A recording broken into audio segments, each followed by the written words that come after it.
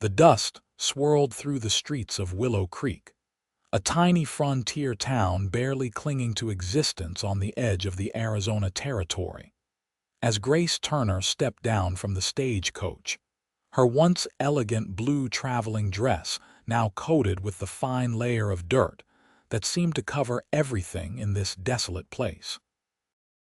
The year was 1876, and the promise of a new life after her father's death had led her across the country to a town that looked far less welcoming than the letter from her late aunt had described. Grace clutched the deed to her inheritance, a small parcel of land with a modest cabin that supposedly sat just outside town. The stagecoach driver tossed her trunk down into the dirt and tipped his hat before climbing back onto his perch, leaving her standing alone in front of what appeared to be the town's only saloon. "Miss, you look lost as a kitten in a coyote den," called a gravelly voice from the saloon's porch. The man was older, with a gray-streaked beard and eyes that had seen too many harsh summers. "Town ain't exactly welcoming to ladies traveling alone." "I'm looking for Sheriff Miller," Grace replied, trying to keep her voice steady despite her exhaustion.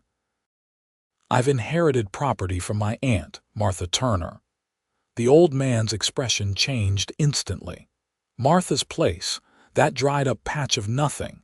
He let out a wheezing laugh that drew the attention of several men lounging nearby. "Hear that, boys? This city girl thinks she's gonna make something of old Martha's land." Laughter rippled through the small crowd that had begun to gather, drawn by the arrival of the stagecoach and the novelty of a well-dressed woman in their midst. "I just need directions," Grace said firmly, lifting her chin despite the knot forming in her stomach. "And perhaps someone to transport my trunk." "Directions?" Another man joined in, his voice slurring from whiskey. "That land ain't worth the paper it's deeded on. No water for miles. Your aunt was a fool to try farming it, and you'd be twice the fool to follow." More laughter followed, crueler this time. Grace felt her cheeks burn with embarrassment and anger. She hadn't come all this way to be mocked by strangers. "I asked for help," she repeated, louder this time. "If none of you can provide it, perhaps someone can direct me to someone who can." The laughter grew, echoing off the weathered buildings. "She wants help with Martha's dust bowl," someone called out. "Maybe she can plant some fancy eastern flowers and see if they grow in sand." Grace was about to gather her dignity and find her own way when a deep voice cut through the jeering crowd. "I'll help her." The laughter died abruptly as a tall figure emerged from the shadows at the edge of the boardwalk. The man who stepped forward wore a dust-covered duster and had a revolver strapped to his hip. His face was partially obscured by the brim of his hat, but Grace could see his eyes sharp and blue as desert sky. He wasn't particularly broad, but there was something in the way he moved, economical and confident, that made the other men step back. "Nobody asked you, Archer," muttered one of the men, though his voice had lost its mocking edge. "Miss didn't ask for you specifically, Holloway," the newcomer replied evenly. He stepped closer to Grace, and she could now see his features clearly, a strong jaw shadowed with stubble, those striking blue eyes, and a small scar that cut through his right eyebrow. "Name's Noah Archer, madam. If you're looking to get to Martha Turner's place, I can take you there." The crowd dispersed quickly, murmuring as they returned to whatever had occupied them before Grace's arrival. The man called Noah Archer stood before her, not quite smiling but with something kind in his expression that had been absent from the others. "Thank you, Mr. Archer," Grace said, extending her hand. "I'm Grace Turner, Martha's niece from Boston." He took her hand briefly, his calloused palm rough against her skin. "Just Noah is fine. You've come a long way to claim a difficult piece of land, Miss Turner." "Just Grace is fine," she countered, a small smile forming despite her weariness. "And I'm aware the land might be challenging." But it's all I have now." Noah nodded, seemingly understanding what she didn't say, that she had nowhere else to go. "Got a wagon tied up behind the general store. I can load your trunk and have you at the cabin before sundown." As Noah lifted her trunk with surprising ease, Grace noticed the star pinned to his vest beneath his open duster. "You're the sheriff?" she asked, surprised that the man who'd come to her aid held such authority. "Deputy," he corrected. "Sheriff Miller's laid up with a broken leg. I'm filling in until he's back on his feet." He secured her trunk in the wagon and offered a hand to help her climb up to the seat. "Those men, they aren't bad sorts, most of them. Just haven't seen much success in these parts lately. Drought's been hard." Grace settled herself on the wagon seat, arranging her skirts. "That doesn't excuse their behavior." Noah clicked his tongue and the horses began moving. "No, madam, it doesn't. But understanding why people act the way they do makes it easier to forgive them." As they pulled away from town, Grace studied her unlikely rescuer. There was something different about Noah Archer that set him apart from the jeering crowd, a quiet confidence, a gentle strength that didn't need to announce itself with cruelty or bravado. "Why did you help me?"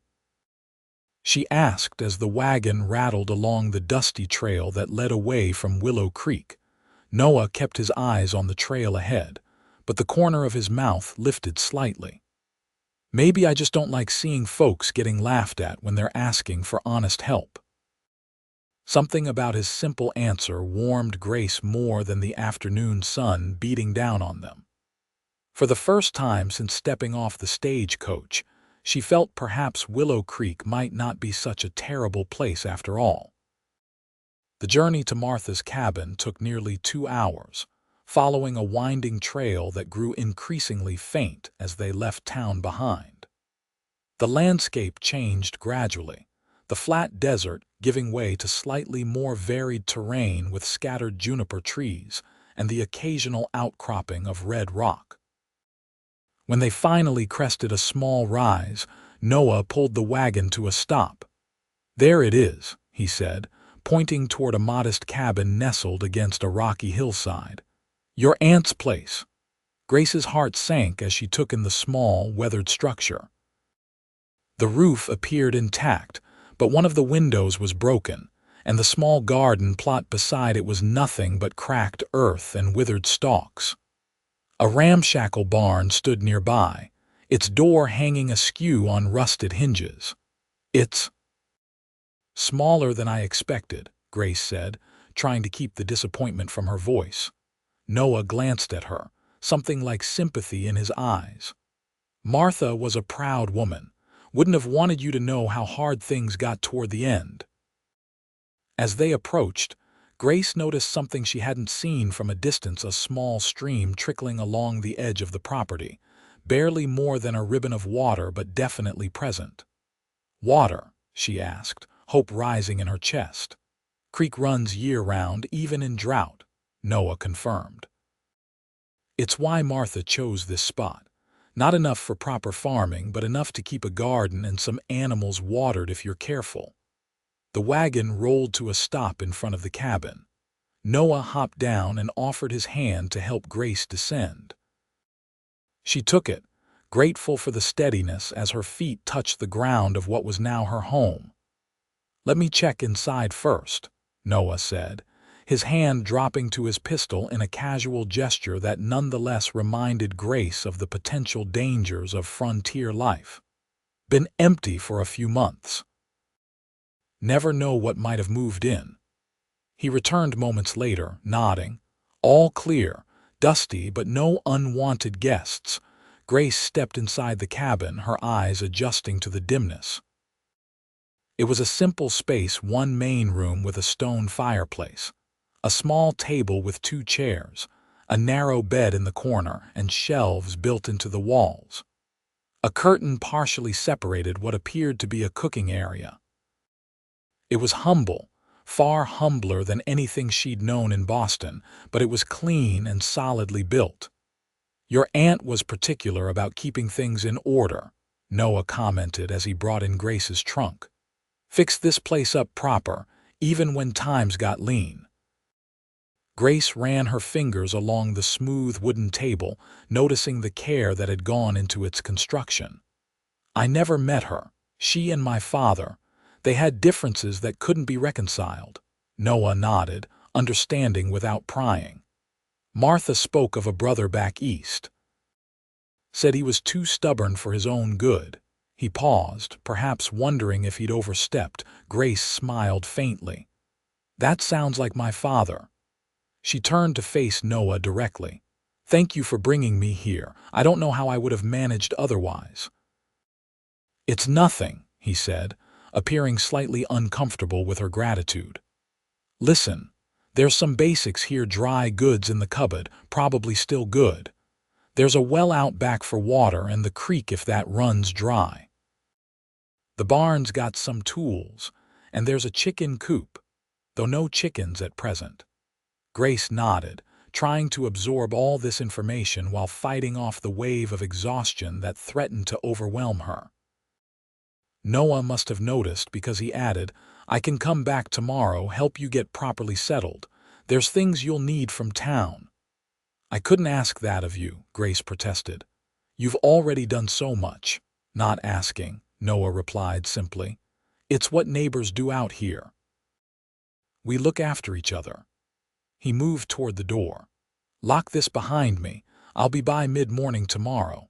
After Noah left, Grace sat on the edge of the narrow bed, finally allowing herself to feel the full weight of her situation. She was alone in a strange place, with little money and less knowledge of how to survive in this harsh landscape. The laughter of the men in town echoed in her memory, their certainty that she would fail. But as she looked around at the cabin her aunt had built and maintained, she felt something unexpected, a connection to this woman she'd never met but whose blood ran in her veins. Martha Turner had faced this same desolation and had made a home here. Perhaps Grace could too. With renewed determination, she rose and began to clean away the dust that had gathered in the months since her aunt's passing. Tomorrow would bring new challenges, but at least she wouldn't be facing them entirely alone. Noah Archer might have only offered his help out of duty or pity, but Grace was grateful nonetheless. In a place where most had laughed at her, he had stepped forward.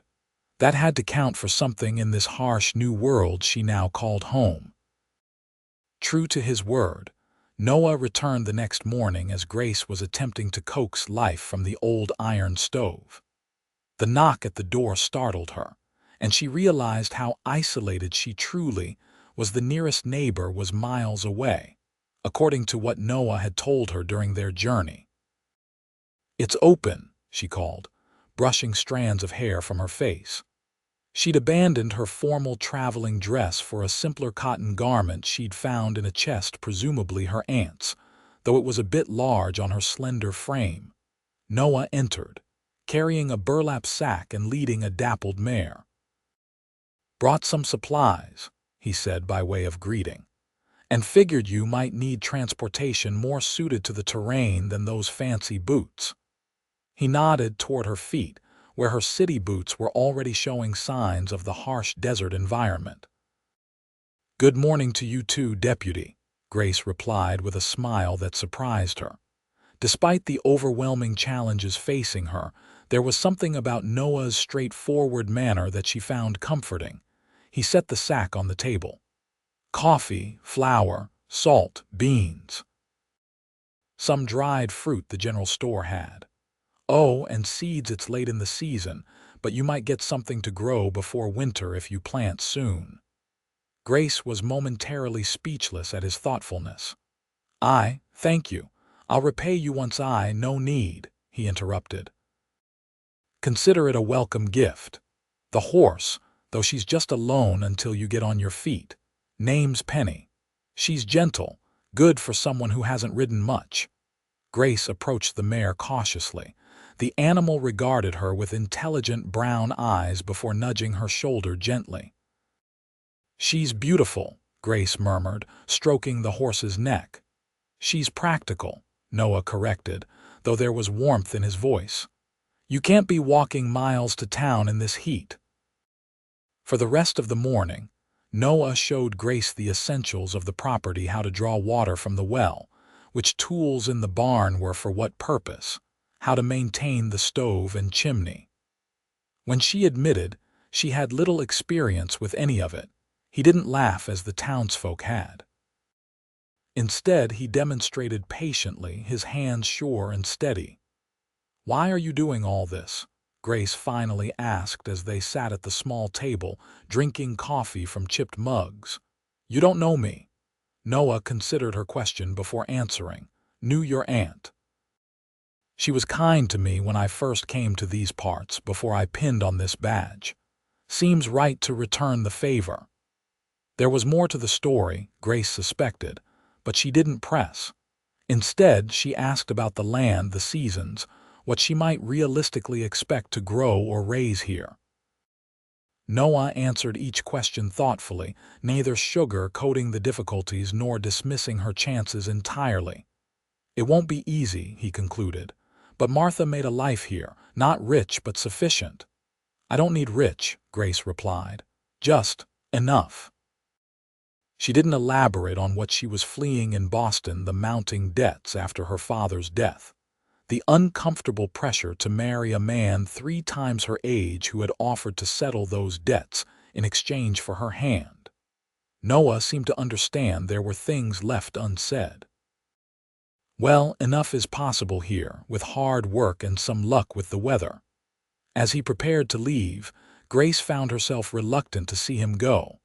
The cabin would be painfully quiet without his steady presence. "I'll check in on you in a few days," he promised, mounting his horse. "Town's that way if you need anything urgent." He pointed west. "Follow the creek to the main trail, then head north. Can't miss it." "Thank you, Noah," Grace said, meaning it more than she could express, "for everything." He touched the brim of his hat in acknowledgement. "You're welcome, Grace."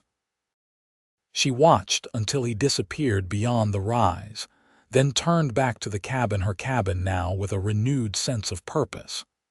There was work to be done if she was going to make this place truly hers. The days that followed settled into a rhythm of hard work that left Grace exhausted but oddly satisfied each evening.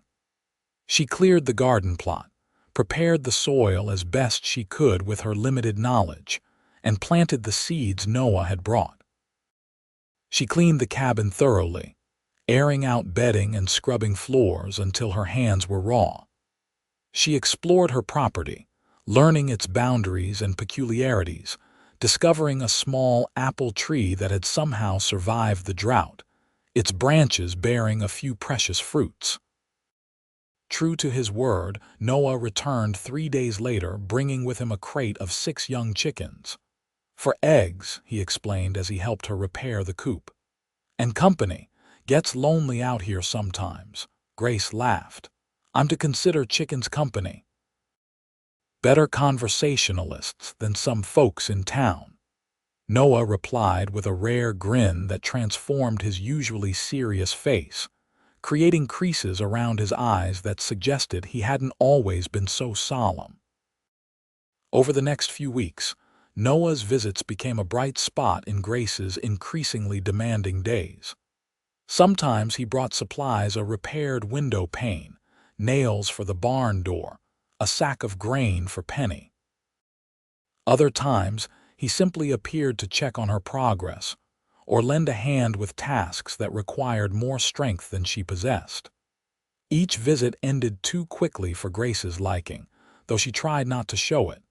She learned bits and pieces about him during these visits. He'd come to Arizona Territory after the war, where he'd served in the Union Army.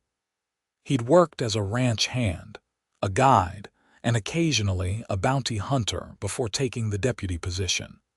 He spoke little of family, and Grace sensed wounds there that hadn't fully healed. One evening, as autumn approached, bringing welcome relief from the summer heat, Noah arrived just as a spectacular sunset painted the desert in shades of orange and purple. "Brought you something," he said, producing a small book from his saddlebag. "Found it in a crate of things the general store was throwing out. Thought you might like it." It was a worn copy of poetry by Elizabeth Barrett Browning. Grace ran her fingers over the faded cover, deeply touched by the gesture. "How did you know I like poetry?" Noah looked slightly embarrassed. "Noticed you had a book of Wordsworth in your trunk when I brought it in. Figured you might appreciate more reading material." The fact that he'd not only noticed but remembered such a detail made something flutter in Grace's chest. Would you stay for supper?" she asked impulsively. "I made stew. Nothing fancy, but there's plenty." To her delight, Noah accepted. They ate at the small table, the light from the oil lamp casting warm shadows across the cabin walls. Grace had managed to bake a passable loaf of bread, and Noah praised it genuinely. "You're adapting well," he observed. "Most city folks would have given up by now." "I'm stubborn," Grace replied. "Another trait I apparently shared with my aunt." "Martha was stubborn as a mule," Noah agreed with a fond smile, "but she was also generous. Helped me through my first winter here when I was green as spring grass." "What happened?" Grace asked, sensing he was finally ready to share more of his story. Noah's expression grew distant. "Came out here after the war.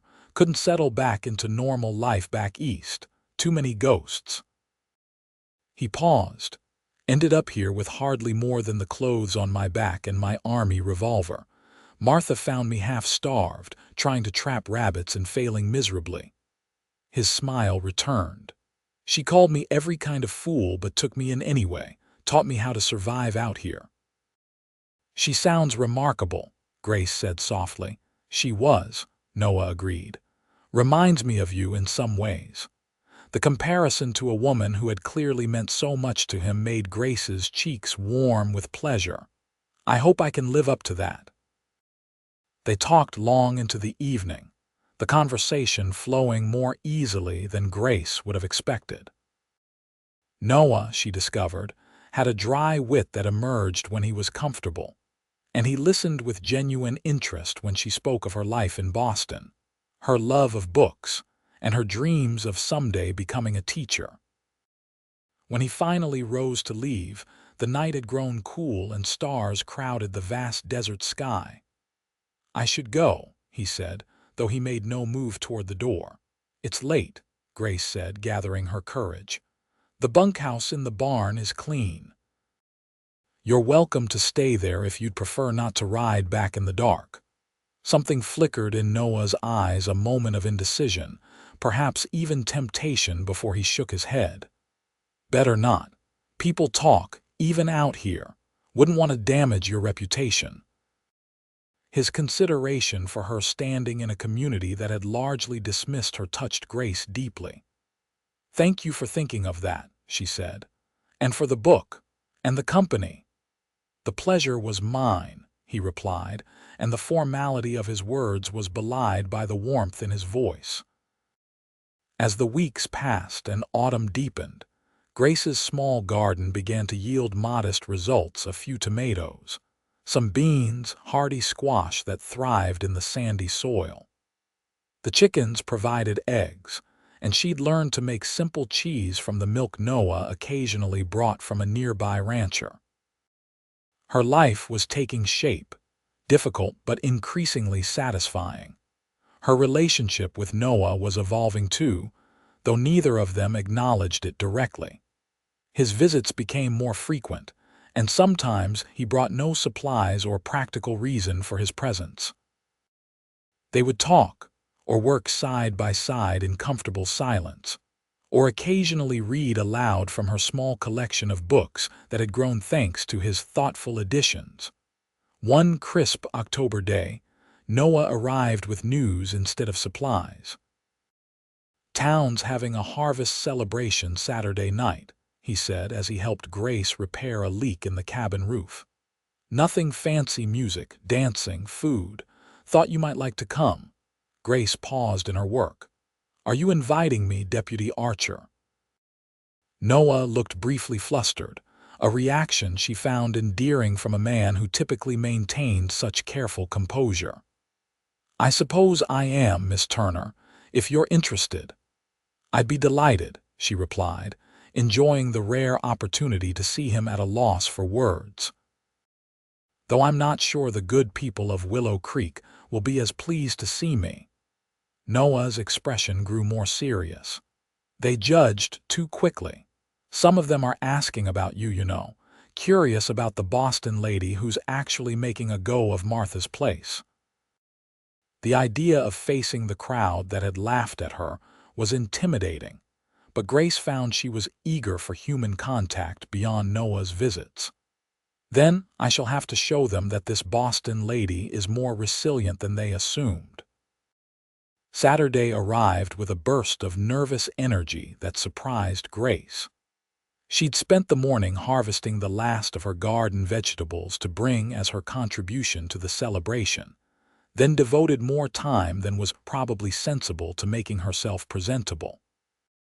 The blue dress she'd arrived in had been carefully preserved for just such an occasion. She'd sponged it clean and pressed it with heated flat irons, repairing a small tear in the hem. Her hair, usually tied back practically for work, she arranged in a simple but elegant style.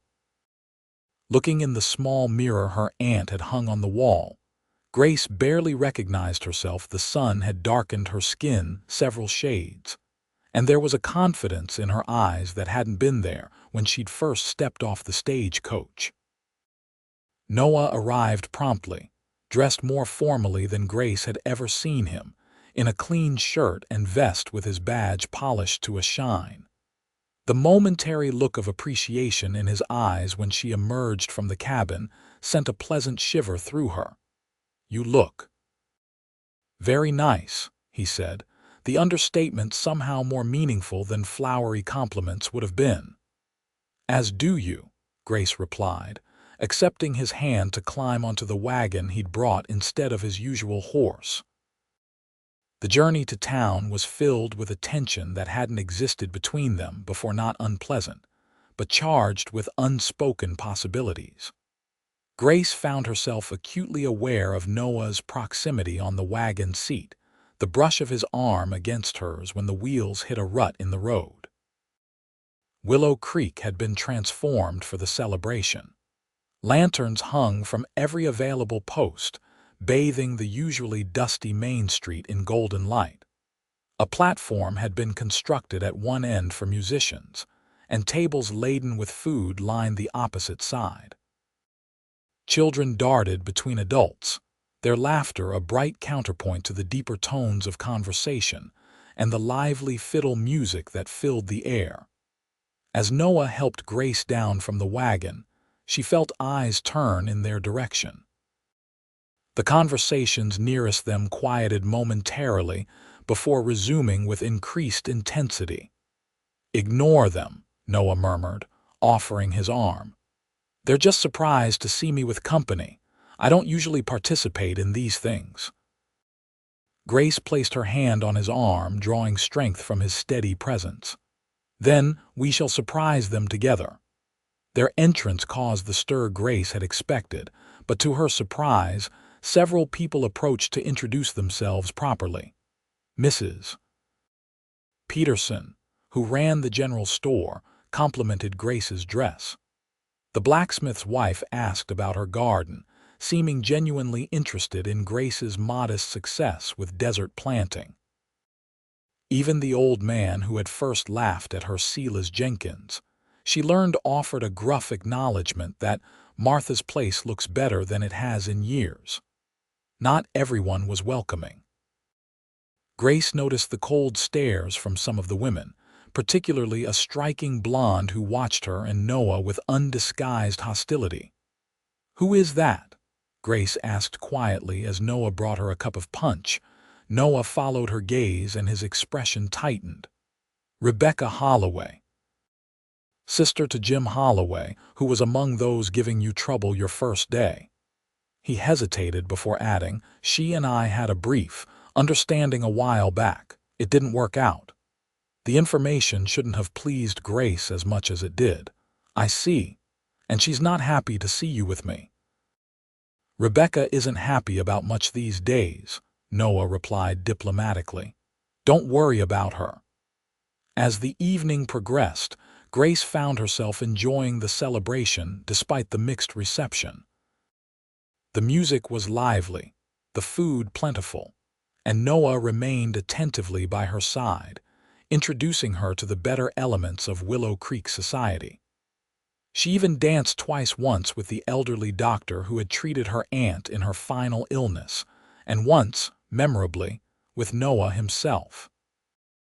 He wasn't a practiced dancer, but he moved with the same natural grace he brought to everything, holding her with careful respect as they navigated the simple steps of the country reel. The touch of his hand at her waist, the brush of his fingers against hers, these small contacts sent thrills through Grace that she tried and failed to dismiss as mere social excitement. They were preparing to leave when a commotion broke out near the whiskey barrel. Jim Holloway, clearly deep in his cups, was arguing loudly with another man. "Excuse me," Noah said to Grace, his expression shifting to the professional mask he wore as deputy. "Wait here." Grace watched as he moved efficiently through the crowd toward the disturbance. Whatever he said seemed to calm the situation initially, but then Jim Holloway's gaze drifted past Noah to where Grace stood, and his face contorted with renewed anger. "There she is, the high and mighty Boston lady," he called out, loud enough for everyone to hear. "Got our deputy wrapped around her finger already. Didn't take long, did it?" Noah said something Grace couldn't hear, his back stiffening. "What's wrong, Archer?" Holloway continued, pushing past Noah to point at Grace. "Don't like me talking about your fancy woman." "She know you were bedding my sister while courting her." The crude accusation hung in the air. Grace felt her face flame with embarrassment as every eye turned toward her. "That's enough, Jim," Noah said, his voice carrying clearly now. "You're drunk. Go home before you say something you'll regret even more than what you've already said." "Or what? You'll shoot me," Holloway sneered. "Everyone knows you don't have the spine for it. All talk, no action, isn't that right, Rebecca?" He looked past Grace to where his sister stood. Rebecca Holloway stepped forward, her beautiful face ugly with malice. "He's right about one thing," she said coldly to Grace. "Noah's been a regular visitor to your place, hasn't he? Very helpful, I'm sure. Just like he was to the widow Johnson last year until he got bored with her too." The cruel insinuation struck Grace like a physical blow. She'd known there would be gossip about Noah's frequent visits to her cabin, but hearing it voiced so publicly, with such venom, made her realize how vulnerable her reputation truly was in this small community. Before either Grace or Noah could respond, Jim Holloway lunged forward suddenly, shoving Noah hard. "What kind of man hides behind a badge? Too afraid to fight for your woman's honor?" Noah didn't rise to the bait. "Go home, Jim, sleep it off." "Coward!" Holloway spat and swung a wild punch that Noah easily sidestepped. What happened next occurred so quickly that Grace could barely follow it. Noah moved with lightning speed, twisting Holloway's arm behind him and forcing him to his knees in one fluid motion. There was nothing showy about it, just efficient, controlled force that spoke of years of experience. "That's enough," Noah said quietly, but with such authority that the crowd fell completely silent. "You're under arrest for disturbing the peace and assaulting an officer." As Noah marched the now subdued Holloway toward the sheriff's office, Rebecca Holloway turned her venomous gaze on Grace. "This isn't over," she hissed. "You don't belong here and you never will." Grace stood her ground, though her heart was racing. "I'm sorry you feel that way, Miss Holloway. I have no quarrel with you. You took him from me," Rebecca replied, low enough that only Grace could hear. "I don't think that's true," Grace said carefully. "From what I understand, whatever was between you ended long before I arrived." Rebecca's eyes narrowed. You know nothing about it. Nothing about him. Did he tell you what he did during the war, the kind of man he really is? Before Grace could respond, Mrs. Peterson appeared at her side. That's quite enough, Rebecca, the older woman said firmly. Your brother made a fool of himself, and now you're doing the same. Go home. Rebecca stalked away, leaving Grace shaken but grateful for the unexpected support. Don't mind her, Mrs. Peterson said kindly. Rebecca Holloway has been the beauty of this town too long. She's not used to competition. She patted Grace's arm. Deputy Archer will be tied up for a while dealing with Jim. Would you like me to have my son drive you home? Grace was tempted to accept, but the thought of leaving without speaking to Noah after what had happened didn't sit right. Thank you, but I think I'll wait. I wouldn't want to leave without thanking the deputy for escorting me. Mrs. Peterson gave her a knowing look, but didn't press. As you wish, dear. You're welcome to wait in our store if you like. It's warmer than standing out here.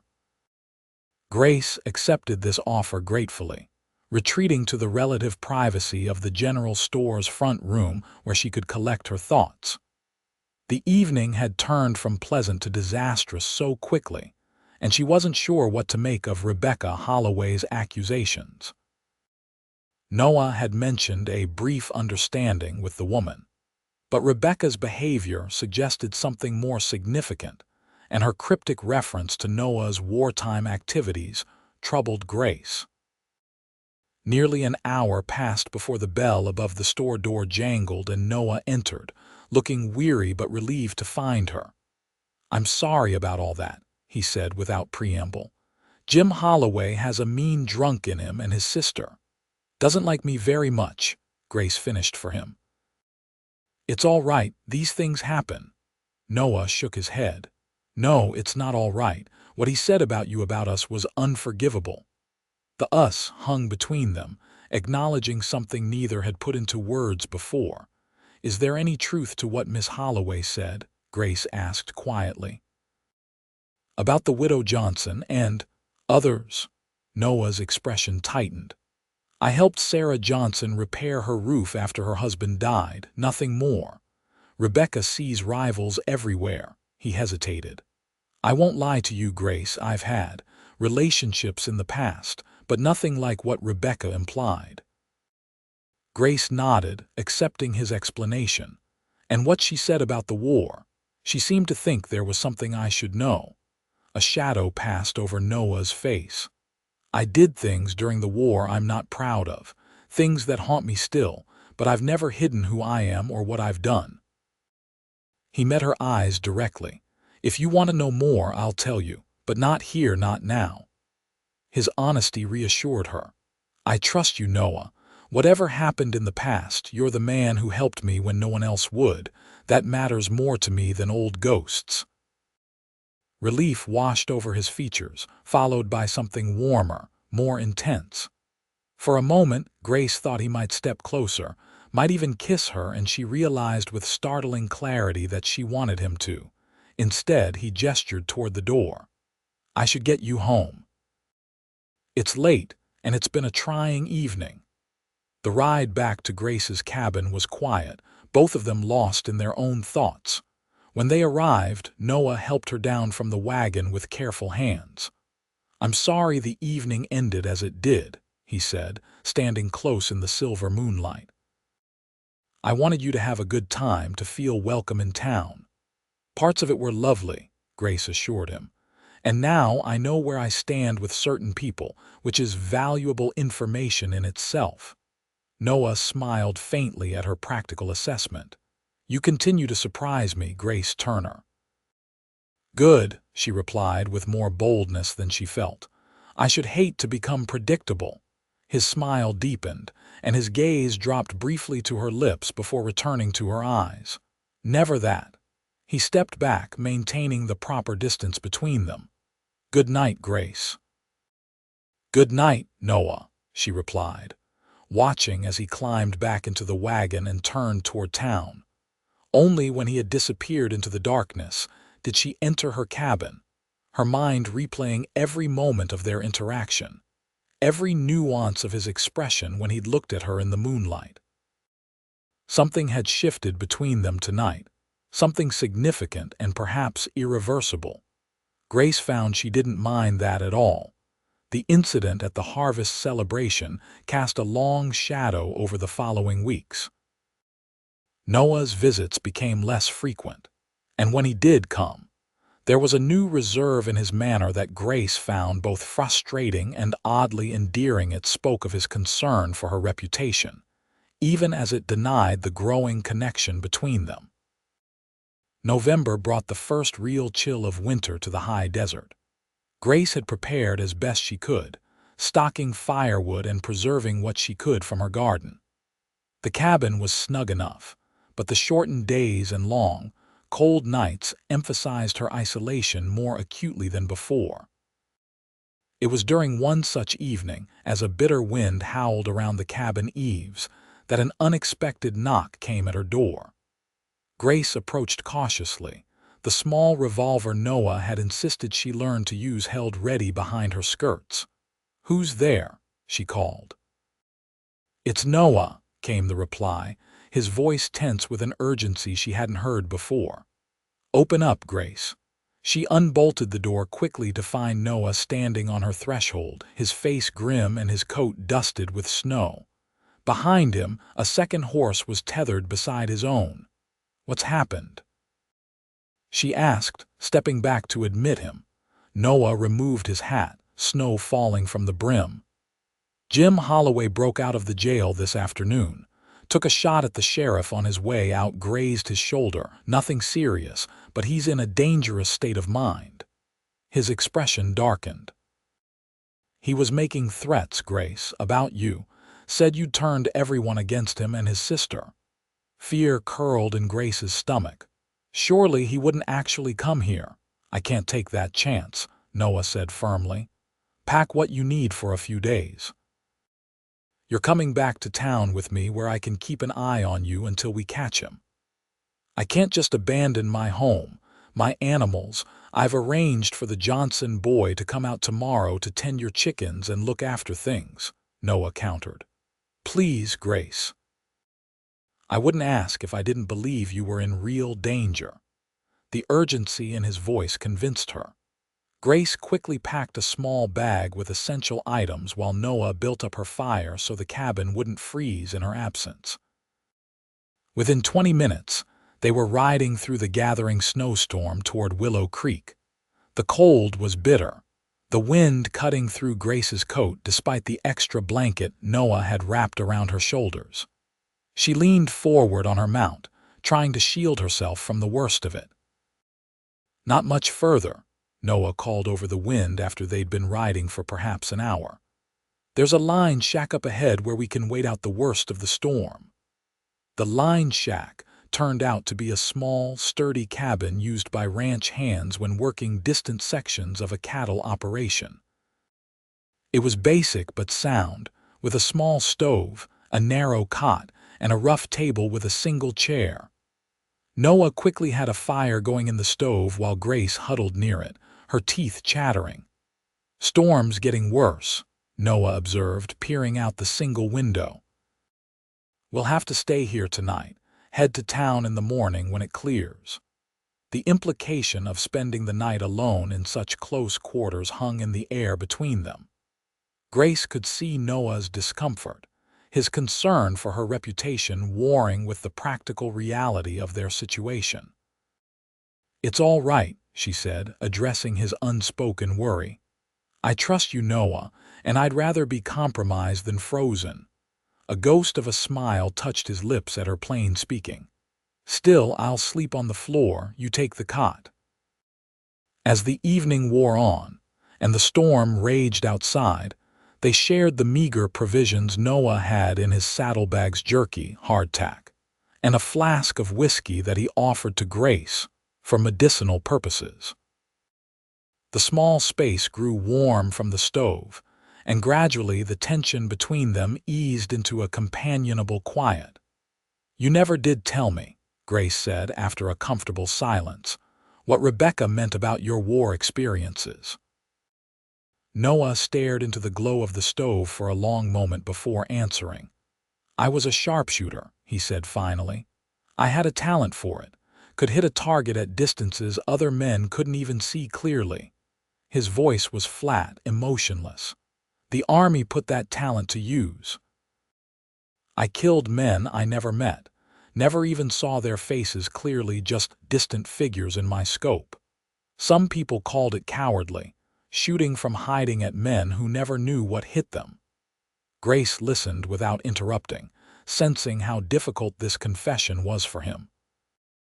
"There was one mission," Noah continued, his eyes still fixed on the stove's glow. "We were told to eliminate a Confederate officer, a colonel who'd been particularly effective against our forces. I set up in a church bell tower, waited hours for the right moment." His voice grew even quieter. "When he finally appeared, he wasn't alone. He was with his young son, couldn't have been more than 10 years old. I had my orders, had the shot lined up perfectly." He paused. "I couldn't do it, not with the boy there, so I waited, hoping they'd separate. They never did. In the end, I didn't take the shot." He finally looked at Grace. 3 days later, that same colonel led a charge that killed 27 Union soldiers. Good men, some of them friends, because I couldn't pull the trigger when I had the chance." "Oh, Noah," Grace said softly, her heart aching for the impossible choice he'd faced. "After that, I requested a transfer to regular infantry. Couldn't be a sharpshooter anymore. Couldn't reconcile the math of it, one life against many, but I also couldn't shoot a man in front of his child." His expression was raw with remembered pain. "Rebecca's brother Jim served under that colonel. When he found out who I was, what I'd been ordered to do, he's hated me ever since, both for being assigned to kill a man he respected and for failing to do it." "And Rebecca?" Grace asked gently. Noah's mouth twisted. "Rebecca was convenient, a distraction from the memories. She wanted more than I could give her, and when I ended it, she couldn't accept that it was my failings, not hers, that made a real relationship impossible." He looked directly at Grace. "Until I met you, I didn't think I was capable of feeling anything real for anyone. Too much blood on my hands, too many ghosts." The confession hung in the air between them, more intimate than any physical touch could have been. Grace rose from her seat and moved to kneel beside where Noah sat on the floor. "The war asked impossible things of so many men," she said, taking his hand in hers. "The fact that you struggled with it, that you couldn't shoot a man in front of his child, that doesn't make you a coward, Noah. It makes you human, the best kind of human." Noah's fingers tightened around hers. "Grace," he said, her name almost a prayer on his lips. She wasn't sure who moved first, but suddenly his mouth was on hers, gentle at first, then with growing urgency as she responded. His hands framed her face with such tenderness that tears pricked behind her eyelids. When they finally parted, both breathing rapidly, Noah rested his forehead against hers. "I've wanted to do that since the first time I saw you stand up to those fools in town," he confessed. Grace smiled, her heart so full it felt it might burst. "And I've wanted you to, though I didn't admit it to myself until much later." They talked long into the night, sharing the parts of themselves they'd kept hidden, Grace's reasons for fleeing Boston, Noah's dreams of someday having land of his own, a place where the ghosts of war couldn't find him. When exhaustion finally claimed them, Noah insisted on keeping his promise to sleep on the floor, though Grace would have welcomed him beside her on the narrow cot. "When we're together that way," he said, pressing a chaste kiss to her forehead, "it won't be in some lined shack during a blizzard. It'll be proper, with a ring on your finger and my name beside yours." The implication of his words, the future they suggested, filled Grace with a joy so profound she could barely contain it. She fell asleep with his promise warming her more effectively than the stove's glow. Morning brought clear skies and a transformed landscape, the desert scrub glittering with snow that would likely melt by midday. They set out early for town, riding close together, occasionally exchanging glances that spoke volumes about how their relationship had changed overnight. Willow Creek appeared quiet when they arrived, the streets largely empty due to the cold. Noah took Grace directly to Mrs. Peterson's home behind the general store, where the kindly woman welcomed her without question or judgment. "You'll stay with us until this business with Holloway is settled," she declared, ushering Grace into a small but comfortable guest room. "My Franklin's out with the search party now, along with most of the able-bodied men in town." "Search party?" Grace asked, looking to Noah for explanation. His expression was grim. "We'll find him," he promised. "You just stay here where it's safe. Mrs. Peterson or her daughter will be with you at all times." Before he left to join the search, Noah drew Grace aside for a brief, private moment. "When this is over," he said quietly, "we have things to discuss. Important things." "Yes," she agreed, her heart quickening at the promise in his eyes. "Be careful, Noah." He touched her cheek briefly. "Always am." 3 days passed with no sign of Jim Holloway. The search parties reported tracks leading toward the mountains to the east, suggesting he might have fled the territory entirely. Gradually, life in Willow Creek returned to its normal rhythms, though Noah insisted Grace remain in town a while longer, just to be safe.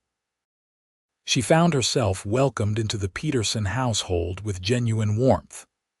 Mrs. Peterson taught her to make proper sourdough bread, while her daughter Ellen, a quiet girl of 20, shared books from her small collection.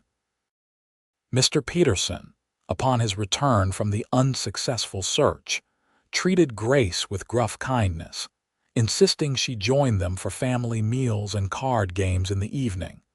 Noah visited daily, sometimes only briefly if his duties required his attention elsewhere.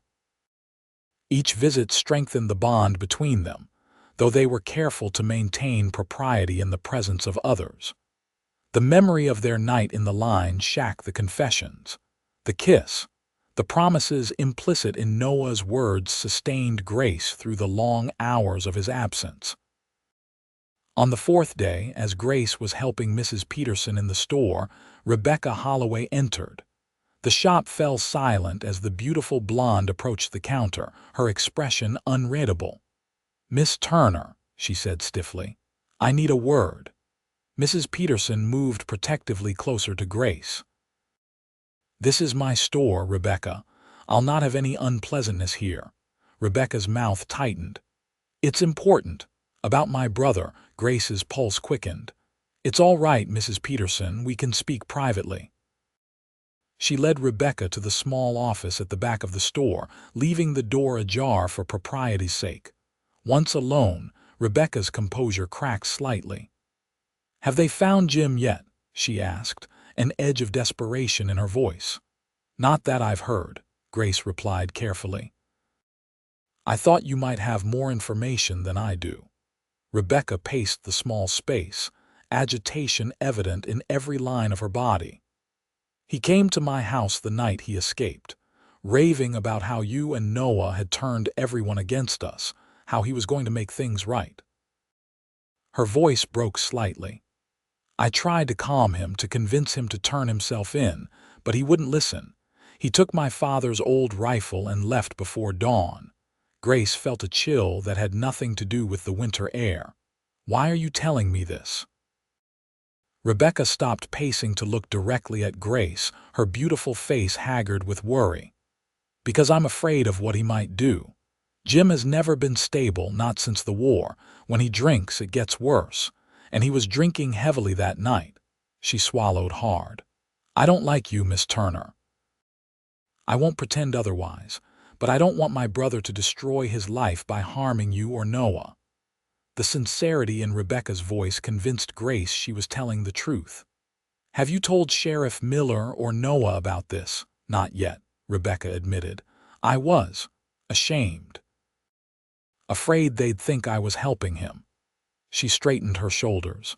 But I can't keep silent anymore, not if it means Jim might hurt someone. Grace made a quick decision. We should go to the sheriff's office now together.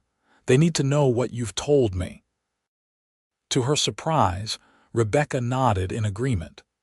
Yes, it's time to end this one way or another. The two women walked side by side down Willow Creek's main street, drawing curious glances from the few people braving the cold. When they entered the sheriff's office, they found both Sheriff Miller and Noah poring over a map spread across the desk. Noah looked up in alarm at the sight of them together. "Grace, what's happened?" "Miss Holloway has information about her brother," Grace explained, gesturing for Rebecca to step forward. Rebecca repeated what she'd told Grace, adding details about the direction Jim had headed and the supplies he'd taken. "He mentioned a hunting cabin near Silver Creek," she concluded. "It belonged to a friend of his who died last year. He thinks no one else knows about it." Sheriff Miller, his arm still in a sling from Holloway's shot, nodded gravely. "That's more than we've had to go on so far. Much obliged, Miss Holloway." Noah was already reaching for his coat. "I know that area. If we leave now, we can be there by nightfall." "I'm coming with you," Sheriff Miller declared, struggling to rise from his chair. Noah shook his head firmly. "Not with that shoulder, sir. I'll take Peterson and Jackson, they're good trackers. We'll bring him in." As Noah prepared to leave, gathering ammunition and consulting briefly with the sheriff about the terrain, Grace pulled him aside.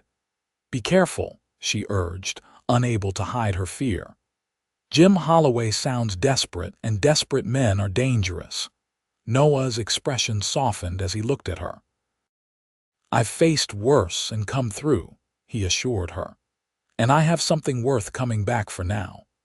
He squeezed her hand briefly, a gesture hidden from the others by their bodies, then turned to organize the posse that would ride out to find Jim Holloway. The waiting was excruciating. Grace tried to distract herself by helping Mrs. Peterson in the store, but her mind kept conjuring images of Noah facing a deranged Jim Holloway in some remote cabin, perhaps outgunned or ambushed. By evening, with no word from the posse, even Mrs. Peterson couldn't maintain her usual cheerful demeanor.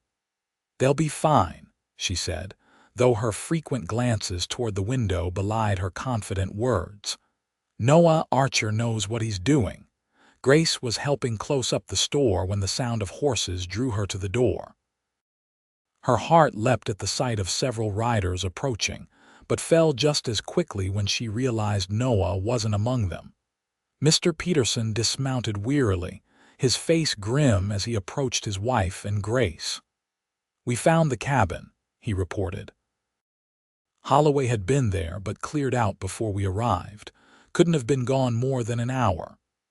He removed his hat, running a hand through his thinning hair. "Noah and Jackson decided to follow his trail while it was fresh, sent the rest of us back to report and get fresh horses." "They went after him alone." Grace couldn't keep the alarm from her voice. Peterson nodded. "Noah thought a smaller group would move faster, and the tracks suggested Holloway was headed into rough country where too many riders would be conspicuous." He gave Grace a sympathetic look. "Noah knows what he's doing, Miss Turner. If anyone can bring Holloway in safely, it's him." Grace tried to take comfort in these words as she returned to the Peterson home for another night of anxious waiting. She helped Ellen prepare supper, though neither had much appetite, and attempted to focus on a book afterward without comprehending a single page. When she finally retired to the guest room, sleep seemed an impossible goal. She must have dozed eventually, for she woke with a start to the sound of urgent knocking at the Petersons' front door. Throwing on a shawl over her nightdress, she hurried into the hallway in time to see Mr. Peterson admit a snow-covered Jackson, the young man who had accompanied Noah. "We got him," Jackson announced without preamble, Tracked him to an old mining camp. He put up a fight, but Noah talked him down eventually. His expression clouded. Holloway got a shot off first, though. Grace's heart seemed to stop. "Noah," she whispered, her voice failing her. "He's alive," Jackson hastened to assure her. Bullet grazed his side. "Doc's with him now at the sheriff's office. He sent me to let you know he's all right, said you'd be worried." Relief made Grace's knees weak. Mr. Peterson steadied her with a kind hand. "I'll take you to him," he offered. Despite Mrs. Peterson's protests about propriety, Grace dressed quickly and accompanied Mr. Peterson to the sheriff's office. They found Noah sitting on a bench while the town doctor finished bandaging his side. His face was drawn with pain and fatigue, but his eyes brightened when he saw Grace. "You shouldn't be here," he said, though the warmth in his voice belied the admonishment. "It's the middle of the night." Grace approached him, not caring who witnessed her concern. "As if I could stay away knowing you were hurt." The doctor finished his work, giving Noah stern instructions about keeping the wound clean before packing up his bag. "He'll be fine," he told Grace. "More stubborn than seriously injured. Make sure he rests for a few days." Once they were relatively alone, Sheriff Miller was in the cells with Holloway, and Mr. Peterson had tactfully retreated outside. Grace took Noah's hand. "You scared me half to death," she told him quietly. "I'm sorry," he replied, his thumb tracing circles on her palm. "But we got him, Grace. He's confessed to everything, the jailbreak, shooting the sheriff. He'll be transported to the territorial prison as soon as he's well enough to travel." He winced slightly as he shifted position. "You can go home now. You're safe. Home." The word evoked not just her aunt's cabin, but something more, a feeling of belonging, of rightness, that she'd only truly experienced in Noah's presence. "I'd like you to come with me," she said impulsively, "when you're well enough. There are still those important things we need to discuss." A slow smile spread across Noah's tired face. "Yes, there are, and I intend to discuss them properly, just as soon as this side of mine stops feeling like it's on fire." It was another week before Noah was deemed well enough to ride out to Grace's cabin. The delay tested her patience severely, but she occupied herself with helping the Petersons in the store and making preparations for her return home. Rebecca Holloway even stopped by once more, not exactly friendly but no longer openly hostile, to express her relief that both Noah and her brother had survived their confrontation. When the day finally arrived for Grace to return home, Noah insisted on accompanying her despite the doctor's continued concerns about his wound. They rode side by side through the winter landscape, the air crisp and clear, the sun lending a false impression of warmth to the day. Grace's cabin looked just as she had left it, thanks to young Tommy Johnson's careful attention during her absence. The chickens clucked contentedly in their coop, and the interior was clean and well-maintained. Noah built up the fire while Grace prepared a simple meal from the supplies Mrs. Peterson had insisted she take. They ate in comfortable silence, both aware of the conversation that awaited them but neither rushing toward it. When the meal was cleared away, Noah reached into his coat pocket and withdrew a small, worn velvet box. "This was my mother's," he said, opening it to reveal a simple gold band with a small pearl set in its center. "It's not fancy, but it's all I have of her. She'd have liked you, I think. You have the same kind of strength she had." Grace's heart raced as Noah moved from his chair to kneel before her, wincing slightly as the movement pulled at his healing wound. "Grace Turner," he said, his voice steady despite the vulnerability in his eyes. "I know we haven't known each other long, but I've never been more certain of anything in my life. You've brought light and purpose back to me when I thought those things were lost forever."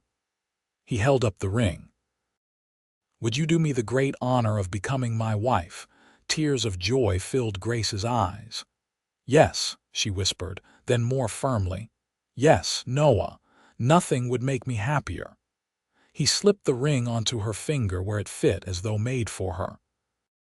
When he rose to kiss her, there was a promise in it of passion, certainly, but also of partnership, of shared struggles and joys, of a future built together one day at a time. Spring arrived early that year, bringing new growth to Grace's garden and new hope to her heart. They were married in April, in a simple ceremony in Willow Creek's small church. Mrs. Peterson had insisted on making Grace a proper wedding dress, and Mr. Peterson had given her away with genuine fatherly pride. Even Rebecca Holloway attended, offering a tentative olive branch in the form of a handmade quilt for their home. Noah resigned his deputy position after the wedding, turning his attention instead to the land around Grace's cabin, their cabin now. With careful management of the creek water and Noah's knowledge of the terrain, they expanded the garden and added a small orchard. They built a proper barn to replace the dilapidated structure, and Noah bought a small herd of hardy cattle that could survive on the sparse desert vegetation. By their first anniversary, the transformation was remarkable. The cabin had been enlarged with an additional room. The land around it showed signs of careful stewardship rather than desperate survival, and Grace's belly had begun to swell with their first child. "Are you happy?" Noah asked her one evening as they sat on the porch watching the sunset paint the desert in impossible colors. "This life is harder than what you knew in Boston." Grace leaned against his shoulder, his arm secure around her. "Harder in some ways," she agreed, "but infinitely richer in the ways that matter." She guided his hand to her rounded abdomen, where their child moved beneath his palm. "I wouldn't trade this for all the comforts of the East." Noah's expression as he felt their baby's movements was one of wonder mixed with fierce protectiveness. "When I think about how close I came to not helping you that day," he mused, "if I'd been a minute later or if I'd kept riding past the saloon." "But you didn't," Grace reminded him. "You stepped forward when everyone else laughed. You said, 'I'll help her,' and you've been helping me ever since." She turned in his embrace to kiss him softly. "Just as I've been helping you heal from your ghosts." Together they watched as the first stars appeared in the darkening sky, content in the knowledge that whatever challenges tomorrow might bring, they would face them side by side, the Boston lady who had found her strength in the desert, and the haunted deputy who had found his redemption in her love. 10 years later, the Archer Ranch had grown into one of the most prosperous in the territory. The small creek that had once barely sustained a garden now, thanks to careful water management and a series of small dams, irrigated fields that produced enough to feed their family with surplus to sell in town. Their herd had multiplied, and the Archer brand was known for quality across the territory. The cabin where Grace had once struggled alone was now the heart of a proper ranch house, expanded room by room as their family grew. 3 children filled their home with laughter and chaos: 8-year-old Samuel, 6-year-old Martha, named for the aunt Grace had never met but whose legacy had brought her to this land, and 3-year-old Elizabeth, whose auburn curls and determined spirit were a miniature version of her mother's. Willow Creek had grown as well, from a struggling settlement to a proper town with a school where Grace taught 3 days a week, sharing her love of literature with the community's children. Noah served on the town council, his quiet wisdom and fairness making him a respected voice in local affairs. On the 10th anniversary of the day they first met, Noah surprised Grace with a special gift, a proper piano for their front parlor, transported at great expense from Denver.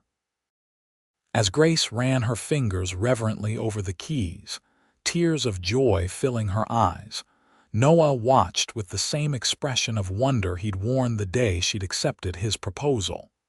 "You ever regret it?" he asked that night as they lay together in the large bed that had replaced the narrow cot of the original cabin.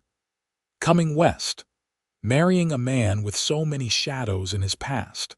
Grace propped herself up on one elbow to look down at him, her auburn hair falling like a curtain around them. At 34, she was more beautiful to Noah than she had been at 24. The years had added character to her face, confidence to her bearing, and a depth of joy to her eyes that spoke of a life well lived. Never, she said with absolute certainty. Not for a single moment. She traced the scar on his side where Jim Holloway's bullet had grazed him all those years ago. The best decision I ever made was getting off that stagecoach in a dusty little town where everyone laughed when I asked for help. Noah pulled her down for a kiss that still held all the passion of their early days together. And the best decision I ever made was saying those 4 simple words, "I'll help her." Outside their window, the desert night was alive with stars, and the land that had once seemed so hostile to Grace now felt like the only home she could ever want, a home built on courage, perseverance, and the love of a quiet man who had seen something in her worth fighting for when everyone else had only seen a naive city girl doomed to fail. They had proved them all wrong one day at a time together, and in doing so, they had built not just a successful ranch, but a life rich with purpose, joy, and the kind of love that grows stronger with each challenge overcome. As they drifted toward sleep in each other's arms, the sound of the creek that had first given life to this place provided a gentle backdrop to their dreams no longer haunted by war or poverty or fear, but filled instead with the promise of many more years together in the home they had created from nothing but hope and hard work, and the courage to reach out a hand when it mattered most.